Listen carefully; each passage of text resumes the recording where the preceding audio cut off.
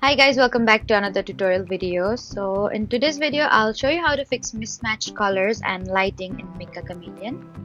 So if your camouflage looks good up close but still gets spotted, just follow along. First, remember that matching color alone is not enough. Lighting plays a huge role in whether your disguise works.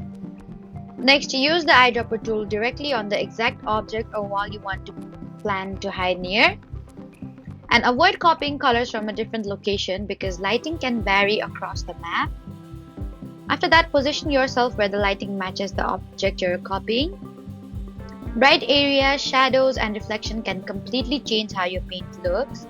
So you need to rotate your camera and compare your character with the nearby objects as well.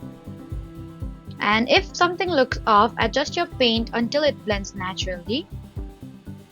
So that was how to fix mismatched colors and lighting in Meccha Chameleon. Don't forget to like, comment, and subscribe for more helpful tutorials. Thank you for watching.